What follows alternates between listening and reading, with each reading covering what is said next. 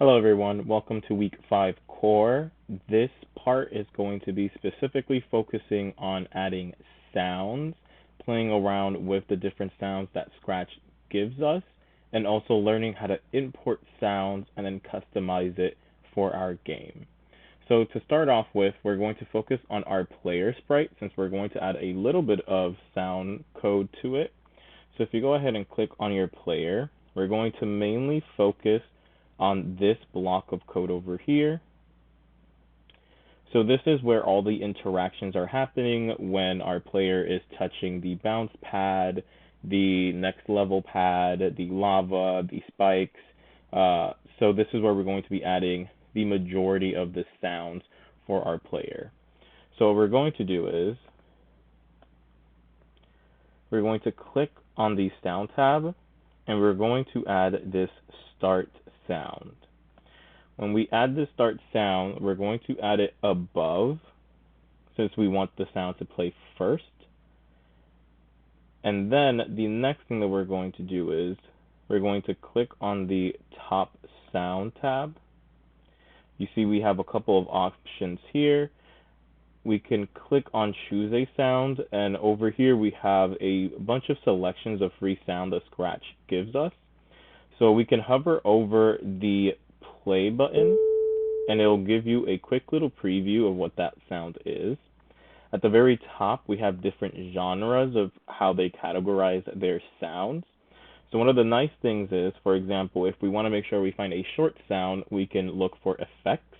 And if we want a sound to be longer, we know to look for it in loops. So go ahead, test out different sounds that you might want for your bounce pad. I know a couple students like to make the sounds funny or make the sound scary depending on what type of game that they're making, or have the sound be based off of what they're doing for their game. So for example, maybe if they have a Candyland themed game, maybe they'll want to use like a Jello kind of bounce in order to use it for the bounce pad, which is pretty cool. So once you have your sound, you can go ahead and click on it and it'll send you back here. Then all you need to do is click on the code tab, go back to the start sound, click on the arrow to see the drop down of all the sounds you've added, and then you can go ahead and click on the sound that works best. So I'm going to leave it as boing since this is going to be my bounce pad. The next thing that we have are the respawns. These can have either the same sound if you want to make sure that the player knows when they're losing, or they can also have different ones. That's kind of up to you. So I'm going to go ahead, still in my sound tab, I'm going to add start sounds to each of them.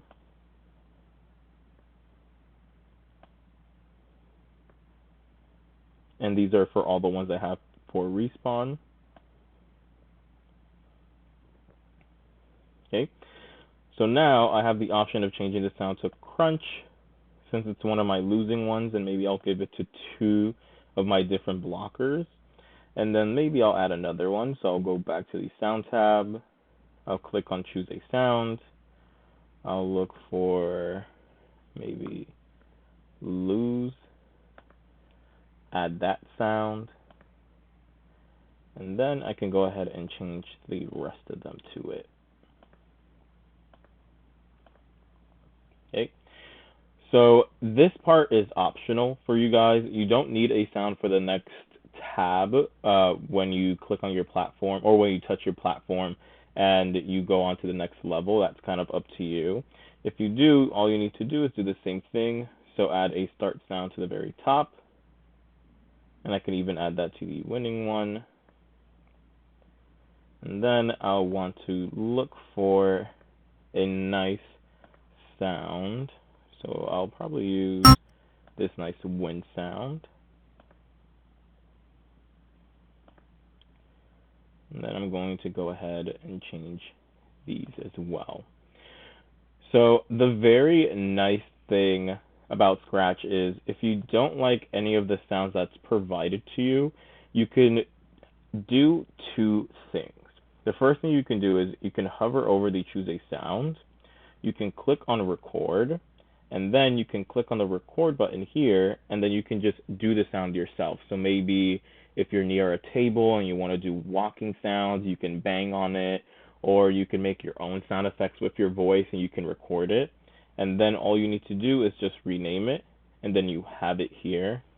So I'll give you guys a quick little demonstration. So here I click on record, I click on it, and now it's recording it. I click on the stop in order to stop it. This right here is just choosing a little selection of the sound. So if I want to pick the whole sound, I just have to drag it out. Or if I want to cut some of the parts that I don't need, I can drag it in. Anything inside of this red will not be inside of that final sound that you get to play. Anything in blue will be. You can click on play so you can hear the entire thing, and you can also re-record. Once you're done, you can click on save. You can rename it here, maybe footsteps as an example. And then at the bottom, you have a multitude of selections. Maybe you want to fade in and it fade out. So it starts low and then goes high, and then it goes back to being low as a good transition. I click on that, now it's Maybe you want to make it softer so it's not too loud, or maybe you want to make it louder. You want to slow it down and make it fast. Kind of up to you. You can play around with it. If you ever hear something that you don't like, so for example, I always say click on it once. If you don't like it, you can always undo here.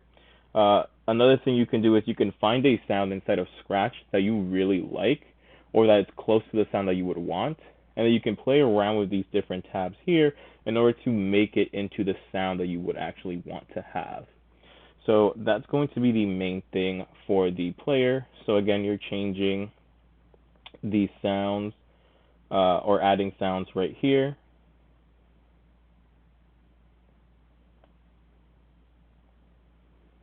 And then after you're done, it's always good to take time to click on your green flag, play your game, make sure that all the sounds are playing, make sure that it's correct, and make sure that it's exactly what you want for the feel and look for your game.